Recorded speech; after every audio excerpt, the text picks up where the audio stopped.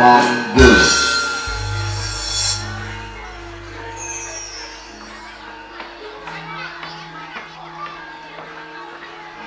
Sugeng kandel konduane kae piye? Arep gulung gendera medhak. Yen kowe gelem manut aku, maka ben uripmu.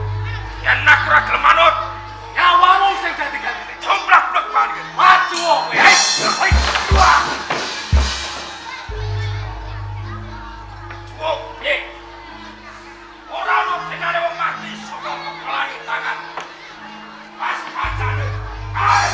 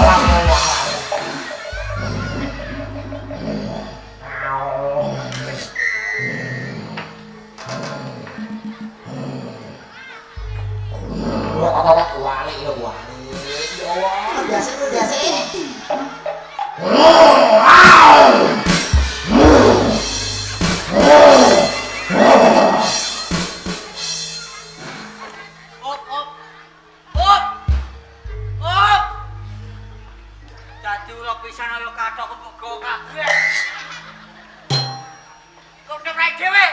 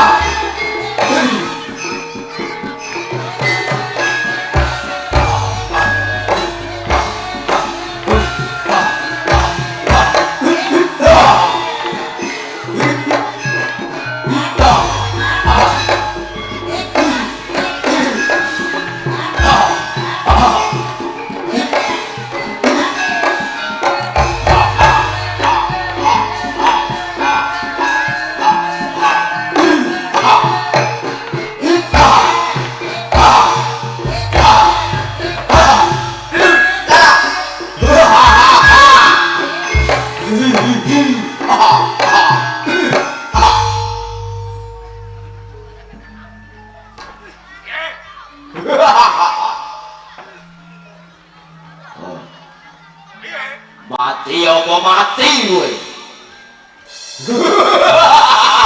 Mati apa mati? Kosok balene. Yen petak patene pawan kene. Kanthi dalan sing kepiye gonmu mateni aku? Aji kawin jayanku. Toplak mau masak teh. Maxwo.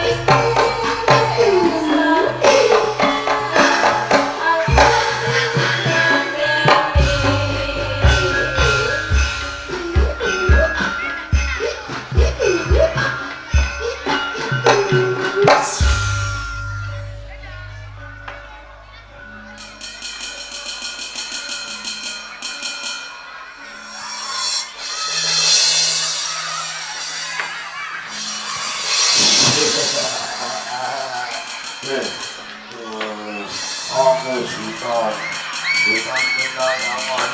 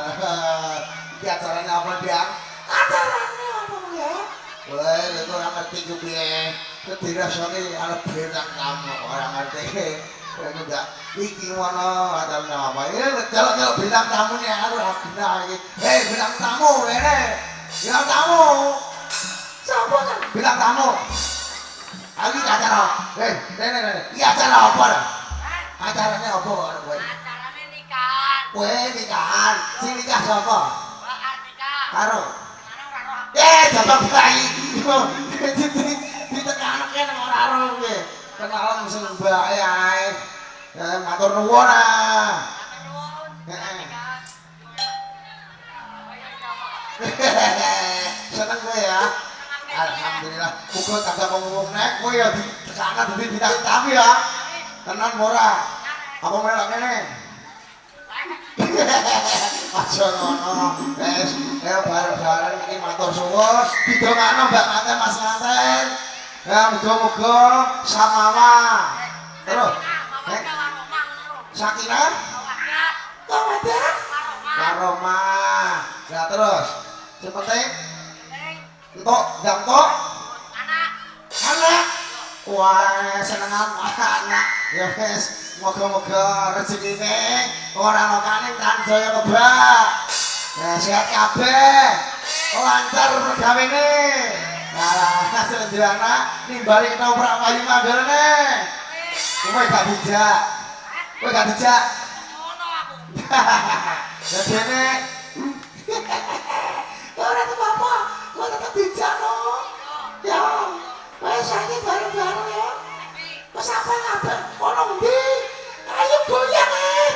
Lah iya, kok bola-bali timbang nang wong kene kok.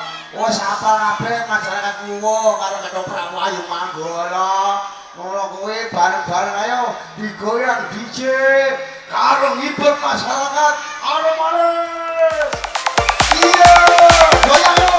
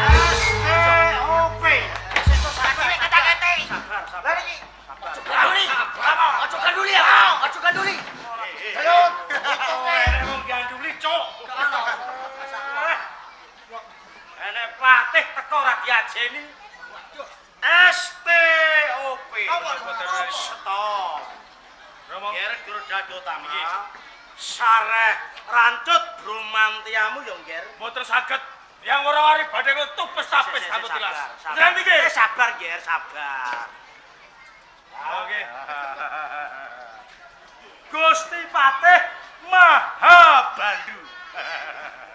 Gusti Patih Daraja. Pangapunten kula nyapeh peperangan ora wari lan medhang. Menapa panjenengan boten bosen bentaun kok perang adat. Saben-saben perang adat mesti nganake pangorbanan. Yen pancen medhang durung ngedolke gentera ora wari ora bakal bosen. Oh, bosen ayo. Ayo. Pikir kok.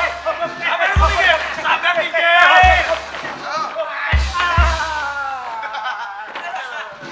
Gua. Sik.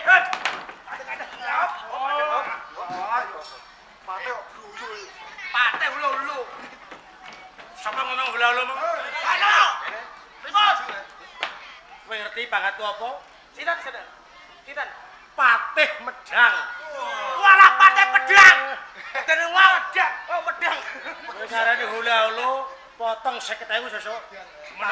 Menapa karepipun panjenengan nyapeh peperangan menika? Ngene, Ger. Gusti Patih. Wanter dawuh Prabu ing Medang. Makuta wangsa. Peperangan adat antarane Medang lan Worawari bida disapih ora bakal memungsuhan malah dadi sedulur. Mergo apa, Nger? Akeh kanca, akeh sedulur, akeh rejeki. Kuncine. Gusti Patih bicara apa? Kowe iso ngandhake perang adat antarane Worawari lawan Medang iso dadi sedulur. Ya, tegese piye? Tegese bisa disapeh ana syarate. Apa? Yen Medang lan Worawari gelem bebesanan. Coba aku tak nyuwun pirsa. Ya. Ana ing Worawari Mahadewa duwe anak wedok ta ora?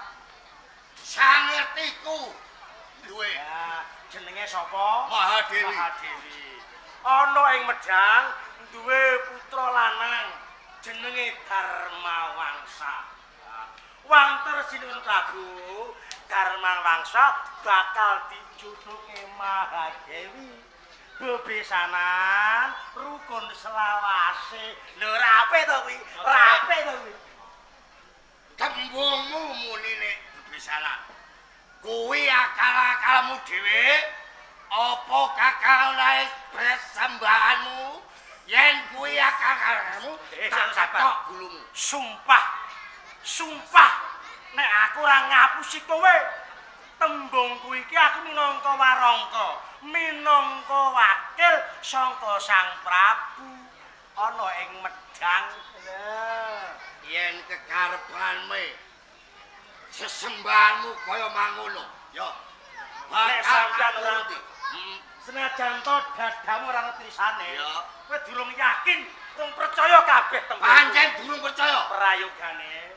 Ayo tak dereke suwan ing pendhok Medang. Ayo, monggo. Ayo berangkat.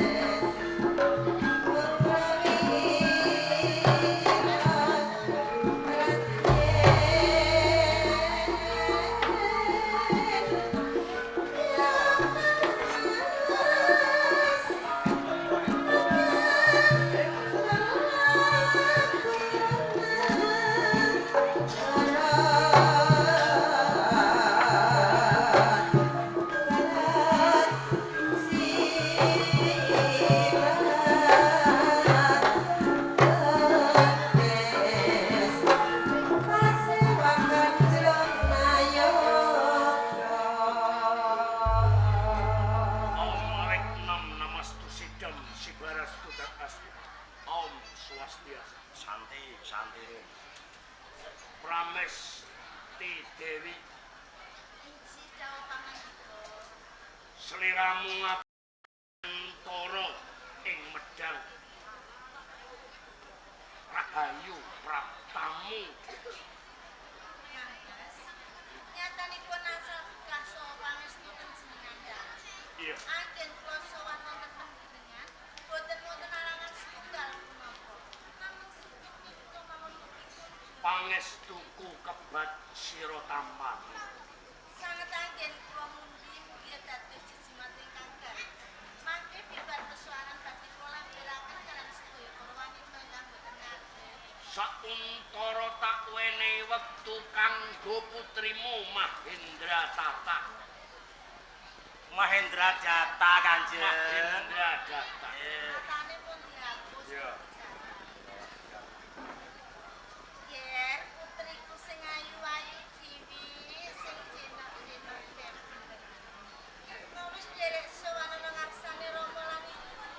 Kepiye munggo pegaweanmu kula wentas kabeh para wanita nggih. Parmanten sedaya kewajiban kula bola mentah kelawan putra putri wonten ing taman sari menika boten wonten ingkang rewaan. Namung sungkem kula katur dumateng Wis mahir lek atur. Nggih, ora sepangestune puniku wae ditampani ya. sanget anggen kula mugi-mugi dadi saged jejimat ingkang putra. Rumangsa seneng rasane atine puniku. Sawise sliramu matur sing kaya ngono, nyatane sekabeh para wanita sing tadi andhamu ora bakal nirwakake marang sliramu. Kula dipenakake luwih Istokaken dawuh alamane. Panjenengan sampun midhanget piyambak aturipun ingkang kula. Iya. Nyatanipun anggenipun kula wentas sedaya para putri kala mboten wonten ingkang ngucapani. Mangastungkara puja rahayu, muga-muga langgeng nggonmu dadi putri ning medang nggih Mahendra Data. Disekecak ngaten injih. Prameswari lan Mahendra Data mergono pamanmu ana Raden Kurda Gautama sarta tamu agung. Rama pengin mawan sabda lan pidangan. Oh, ngaten injih Ustaz. Rakian Mapatih Paring dawuh sinuwun Prabu. munggahmu ana ing Sitinggil Binaturata medang kauripan. Nggih. Ingsun nungsung pawarta ngenani bab perang adat kang wis lumaku mangsa ora ricoba ora wari coba aku. Menawi sampun pikantuk palilah dalem, Iya. warangka dalem badhe matur jungguh marang tanggel jawab ingkang panjenengan sampiraken wonten ing pundhak kiwa dalah tengen kula. Iya. Dawuh panjenengan lumantar kula nyapih peperangan adat Worawari lan Medang. Iya. Sampun kula aturaken kalian patih saking Worawari Mahabandu ngenani nilyakan sedya panjenengan bebesanan njodohaken Kang Putra nanging Sang Prabu Iya. patih saking Worawari Mahabandu boten percaya marang sedaya atur kula menawi boten saking pangandika panjenengan piyambak. Pancen kula boten pitados. Sinten kemawon yen boten kepanggih karo sesembalik utawa pendhuwurane ora bakal percaya. Nek omong santai wae rasah ngene-ngene lah iki pendopakku. Rakian Mahabandu Inggih kula sinuwun Prabu. ndika saka ing Worawari Lan inggih kadya kang wis den aturake ing Medang lumantar Mapati sarta putrane Raden Kurda Gautama. Satune aja nganti ana perang jalaran. Perang tinulis nganti apa wae. Bakal ngorbanake wilanganing kawula sing ora ngerti dosa lan prakara. Nggih. Tumuli banjur tuwuh pamikiran kanggo nyapih perang anane Padamen. Isining Padamen karana ingsun Makutawangsa kagungan putra Jalu aran Pangeran Darmawangsa lan Adipati Worawari tau tati tindak ana ing Medang nganti putrine Mahadewi. Aku kepengin nganakake bebesanan. Apa sekirane wis ndika aturake ana ngarsane Adipati Mahadewi. Sinuwun Prabu. Ya. Ngenani bab perang adat. Worawari kali Medang. Ya. Menika tanggal jawab kula.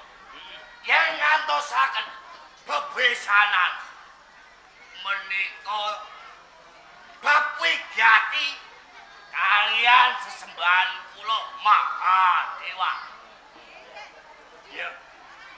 Yen to panjenengan ingsun ngandhakake bab bebesanan nyandhet peperangan sekiranipun saged kasemyo kasapeh boten kalajengaken peperangan. Nggih. Kula sagahi nanging niku boten bab kapribaden kula. Kang Sawawi Maha Pandu estine aku ora wedi perang. Nanging aku mesakake wilanganing kawula ing Worawari lan ing Medang sing padha dadi korban. Nggih.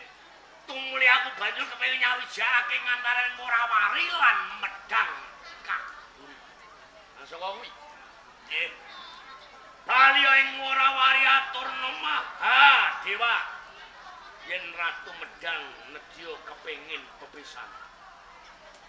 Mahadewi pikantuk Raden Darmawangsa. Yen kados mekaten unjuk atur panjenengan tumbak dhateng kula. Badhe kula caosaken kalian Adipati Mahadewa. Kula nyuwun pamit.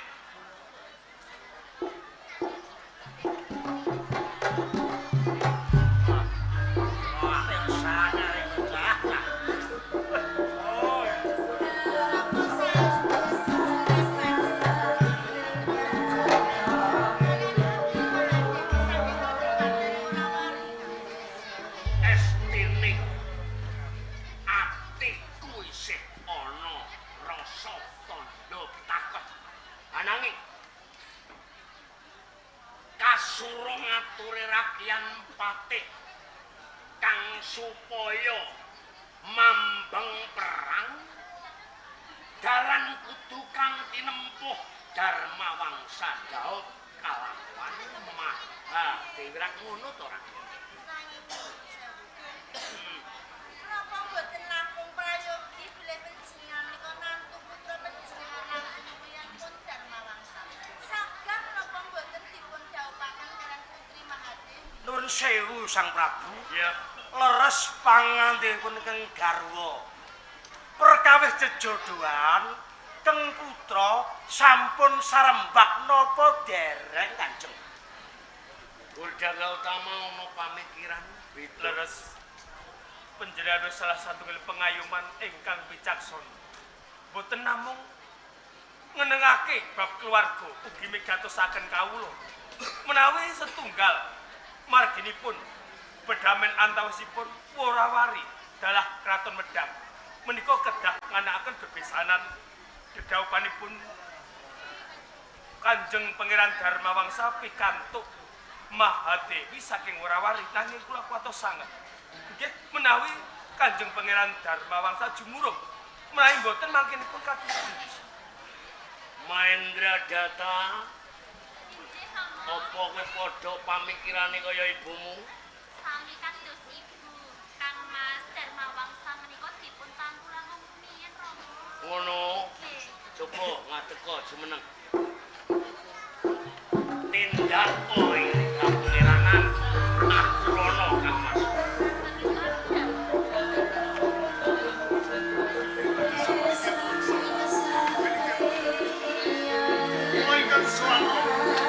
Kene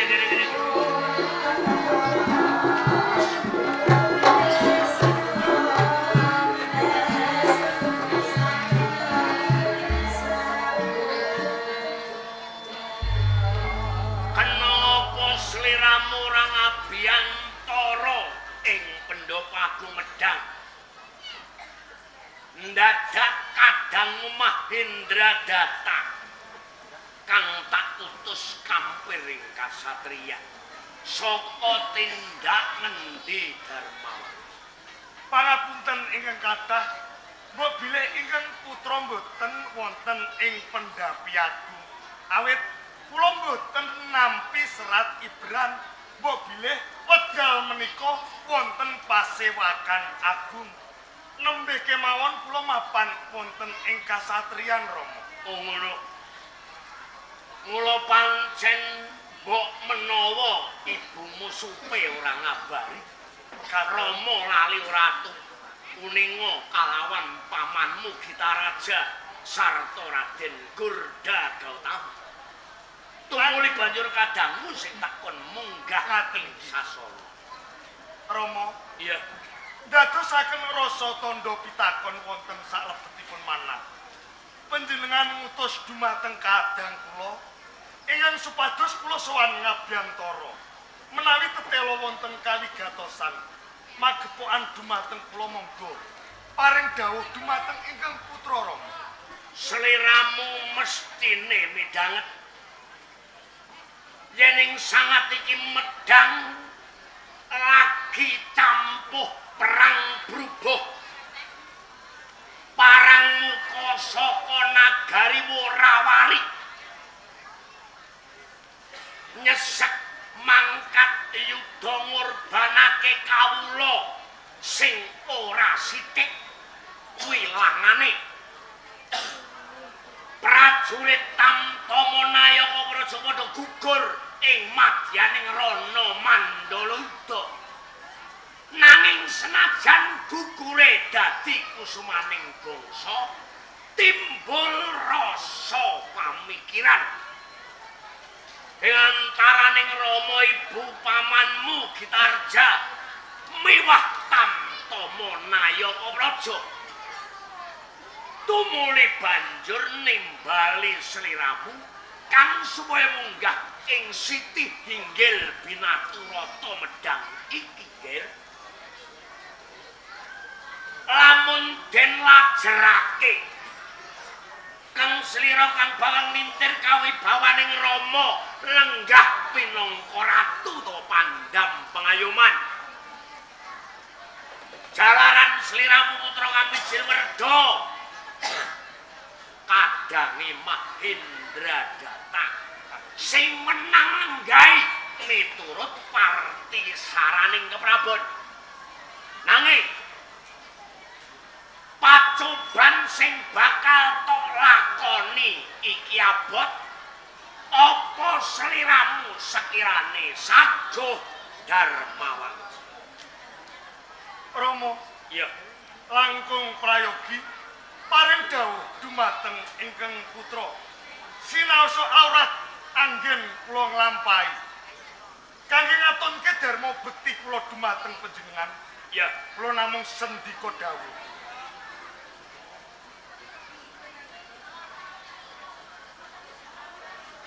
Ing palagan Rana Mandalayudha kae barisan prajurit pirang-pirang bergodo sing dipandhegani Gurda Gautama sarta Mahapatih Gitarja padha mati kaya babatan pacik. Tumuli banjur perang pupuh dianakake parembugan antaraning paman Gitarja.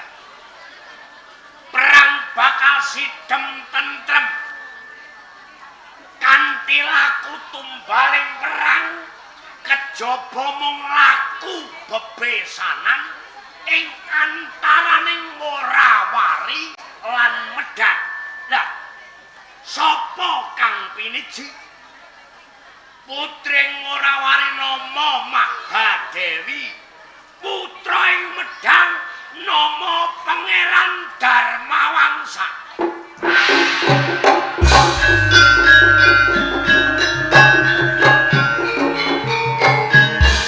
Rama ngersakake si demen aja nganti ana pepati Daupa kalawan Mahadewi putri sawing Morawali.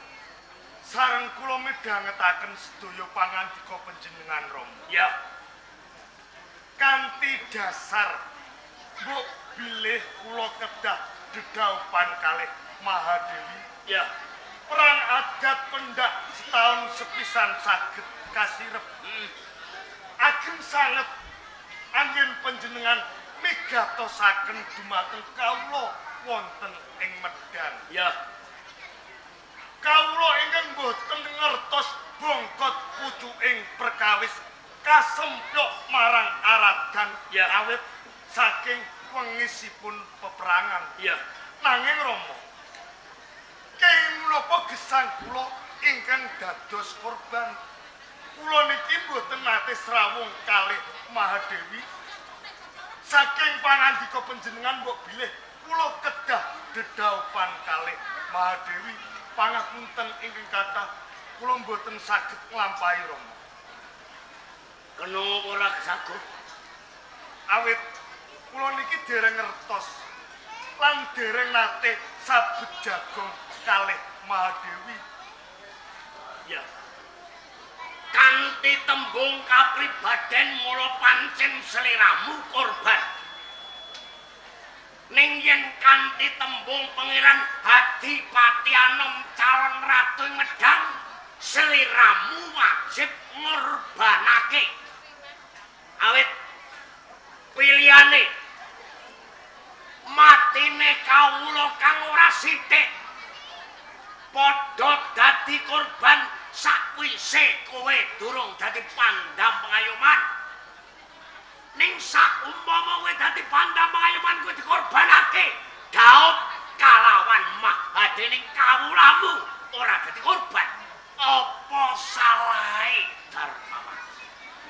Rama, Ya, katimbang kula dedaupan kalih Mahadewi langkung prayogi monggo peparing sekaring nonce dumateng kula ingkang supados kula ngadani pupuh perang adat saged kawiwitan kula badhe maju wonten ing tengahing Rananggana. Darmawangsa, aku ngiyas kasentenmu. Raden Gordagautama Gitara Jamawati mangkat yudha ngadani pupuh ora menang tangkep jojok kantaran baut. Kowe ijen ing walagan perang. Mangkate Gordagautama Gitarja nitih joli jempono didherekake wilanganing prajurit Kramlugoda kalah. Apa kowe bakal dadi korban kaya dongenge Walmiki Abimanyu Ranjab? Apa kowe ora ngepenginake kawula ibu lan kadamlan ramamu? Mukti kepenak dari Medang trimo kowe Daud kalawan Mahadewi. Pangapunten ingkang kathah Rama. Menawi ingkang putra keladu anggenipun matur. Monggo dipun penggalih sesarengan dumateng ingkang putra Rama. Kelampah kula dedaupan kalih Mahadewi. Boten kanthi dasar tresna. Lajeng kula nandhang siksa batin nandhang lelara langkung prayogi. Kula pecah wonten ing tengahing Rananggana pinangka dados Rabu Ibu. Kowe nggunakake benermu pribadi. Tresna pindhaning wewayangan kang durung bisa ditentake. Ana wong seneng tundhone pisah. Ana wong ra seneng tundhone jodoh. Mergo yang widiwada ora sari siji. Loro. Ratu calon ratu kudu bisa mulat milut to milolo. Welas asih marang sesamaning dumadi wani ngorbanake diri pribadi kau-kau tamane negara. Pangeran calon ratu raku tutu ini simat genjolan nyamu tetarik. Mular seret maoni. Yen kowe kepengin dadi ratu di Medang. Tinggal no rasa kapribaden. Guna no kali bawammu kau gawe jaksane negara. Ngaten nggih Rama. Ing semu panjenengan adreng sanget. Dapaken kula kaliyan Mahadewi. Kangge ngatonke dharma bukti kula. Cetane arep nampa Mahadewi apa? Wonten dalem sewu Rama. Kula mboten saged nglampahi. Sepisan malih ampun meksa dumateng bapak. Anak nepak pundak ngidak cengelang cang perkara atau kowe becik.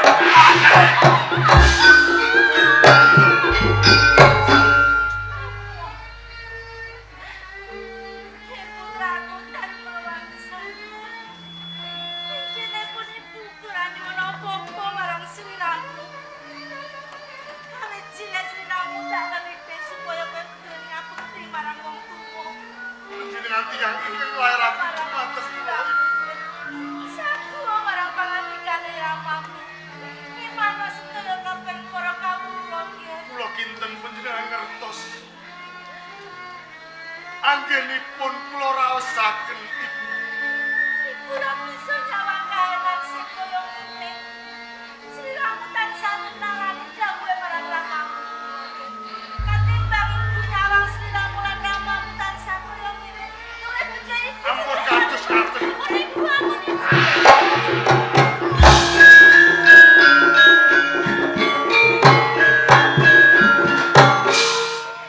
Ora bisa yen nyawang sliramu ra mustake dawuhe marang Mas. ramamu. Kados pundi paman Paku.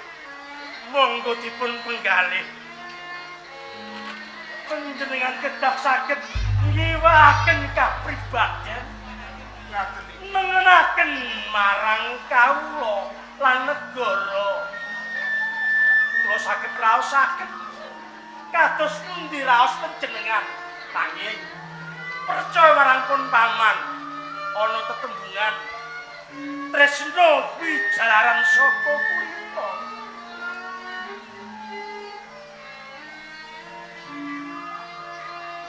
Nembe sepisan menika kula ngraosaken keluarga wonten ing Medang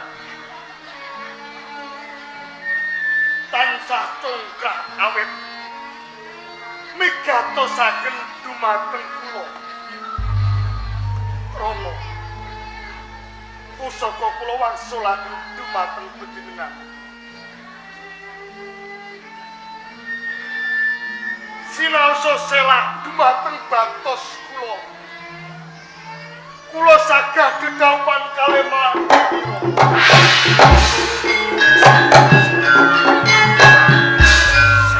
Kang putra saged didhawuhan kalian. Ngaten. Aduh. Ora mesti cemeplok melok ayem raden yen melok ayem. Yen ngono kowe pindhaning pusaka sing bisa kanggo kekuatan medang. Kowe matekke rasa ning kanggo kautamaning kawula tamtama nae kumrojo.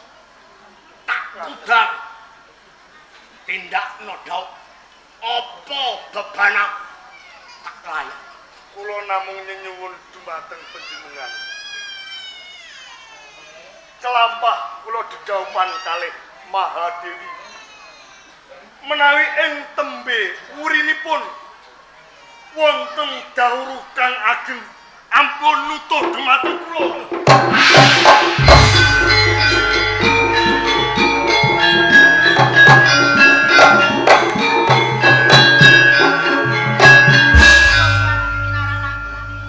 Sampun sedulur Sampun Prabu. dipun penggalih kesangetan. Sinaosa kados menapa kemawon. Ingkang putra sampun sagah nglampahi dedaupan kalian Mahadewi. Kula sampun damel kula kalian panjenengan boten badhe wirang. Menika loro Sang Prabu kalih Kang Putra, kula mungkin nderek ngemutaken lan ngripit Kang Putra. Amargi Kanjeng Pangeran Dharma Wangsa menika dereng mangertosi Madewi putri saking Morawari. Kasulistianipun bebasan sajikar jagat. Tartamtu menawi mangkenipun sampun kepanggih. Kedhik mboko kedhik tartamtu kiyang gadhah roh tresna. Sak kecap tembunge anakku Dharma Wangsa kaya ora salah. Nanging cerita kuwi mau bakal maku marang wektu. Saiki ndika tak patah dadi pangusep Panokarti bebarengan anak Kinarya Soba Manggala. Dedaupan aja nganti mirangan. Yestaken Terang-terang dawuh panjenengan tanggel jawab badhe klestaken.